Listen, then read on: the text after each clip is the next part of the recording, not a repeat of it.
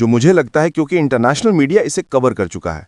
तमाम प्रकार के जितने भी हाउसेस हैं उनमें कॉल होने शुरू हो चुके होंगे, तमाम दूतावास सक्रिय हो चुके होंगे, क्योंकि उन्हें पता है कि अगर भारत ने एक बार इसे आतंकी हमला करार दे दिया तो फिर पाकिस्तान को भारत से बचाने वाला कोई नहीं होगा। ट्रंप की सारी बयानबाजी रखी रह जाएंगी। भारत इस बात के लिए फिर विवश होगा कि हमने पहले ही कह रखा था साहब, हमारे आतंकी हमला नहीं होना चाहिए। तो दोनों ही तरफ से ये एक बड़ा ही टेंस माहौल है। भारत अपनी तरफ से प्रतिक्रिया दे, लेकिन पाकिस्तान और अमेरिका इस पूरे मसले को अपने एंगल से जरूर तलाश रहे होंगे। साथियों, घटना जिस समय हुई उस समय आसपास खड़ी 3-4 गाड़ियों में आग लगी। 10 लोगों की मौत की खबर शुरुआत में आई, 20 से ज्यादा घायल हुए। उन्हें LNJP अस्पताल में शिफ्ट कराया गया। जानकारी में निकल के आने लगा कि हो सकता है कि CNG में आग लगने से धमाका हुआ हो, और दूसरा टेरर एंगल के लेकर के संभावनाओं को व्यक्त किया जा रहा है। लेकिन प्रधानमंत्री के द्वारा जो भी मृतक हैं और घायल हैं उन सबको अपनी तरफ से सांत्वना, शोक व्यक्त किया गया। गृहमंत्री की तरफ से बयान दिया गया। अब इसमें एक बयान बड़ा ही लोगों का एक एंगल जुड़ के आ रहा है। वो ये है कि गृहमंत्री जी ने जैसे ही ये घटना हुई अपनी तरफ से इस मामले पर अपनी टिप्पणी रखी। गृहमंत्री जी ने टिप्पणी रखी और कहा कि मैं मौके पर जा रहा हूं। ऐसे में लोगों का कहना था कि अगर केवल गैस सिलेंडर में ब्लास्ट हुआ होता तो गृहमंत्री जी का बयान नहीं आता, CNG में ही अगर ब्लास्ट होता तो गृहमंत्री जी उतर के ना आते बयान देने लिए। ये नहीं, क्योंकि मामले में हो सकता है गंभीरता हो। इसके अब 2 एंगल हैं। असल में दिल्ली जो राज्य है, जो जिस तरह से केंद्र शासित प्रकार का प्रदेश है, लेकिन अर्ध राज्य की तरह से जिसकी स्थिति है, उसकी जो सुरक्षा है असल में वो केंद्र सरकार के पास रहती है। दिल्ली पुलिस होम मिनिस्ट्री के अधीन आती है। तो एक तरीके से समझिए कि दिल्ली में हुआ कोई भी हमला जो है उसके लिए गृह मंत्रालय भी जिम्मेदार है। दिल्ली की सुरक्षा गृह मंत्रालय के अधीन आती है। जबकि जैसे किसी, मान लीजिए राजस्थान के अंदर कोई भी ऐसी वारदात होती तो राजस्थान का गृह मंत्री उसके लिए जिम्मेदार होता, राजस्थान सरकार जिम्मेदार होती।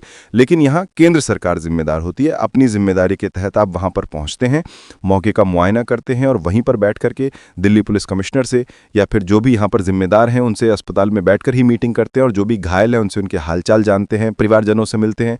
इस पूरी घटना पर तमाम नेताओं के था, दिल्ली के अंदर सक्रिय राजनीति में हो, विपक्ष में हो, पवन खेड़ा जी, राहुल गांधी जी, ममता बनर्जी जी, अरविंद केजरीवाल जी, पप्पू यादव जी, तमाम लोग जो संजय जी, सबके बयान अपनी तरफ से आने शुरू हुए।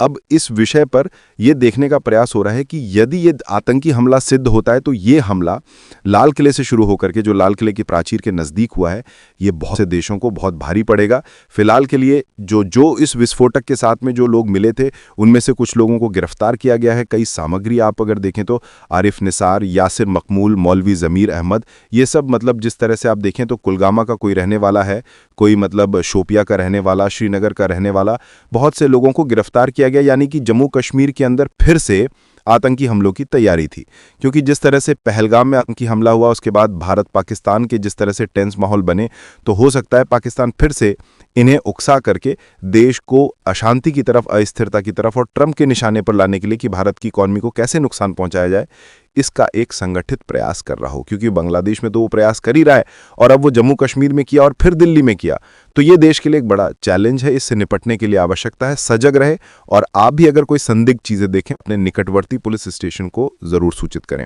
फिलहाल के लिए इतना ही, बाकी अपडेटेड रहिए। दुनिया भर के मीडिया रिपोर्ट्स ने इसे कवर करना शुरू कर दिया है, लेकिन सभी जगह ब्लास्ट कवर किया जा रहा है। ये कहा जा रहा है कि कार में ब्लास्ट हुआ है, लेकिन इस ब्लास्ट को अभी तक कहीं पर भी टेरर वर्ड के साथ नहीं जोड़ा गया है। चाहे गार्डियन हो, चाहे CNN हो, दुनिया भर के न्यूज़ चैनल्स ने इसे कवर करना शुरू कर दिया, इंक्लूडिंग आतंकिस्तान जो डॉन है उसने भी यही चीज़ लिखी है कि एक्सप्लोजन हुआ है, लेकिन किस तरह से हुआ है किसी के बारे में कोई जानकारी नहीं दी गई है।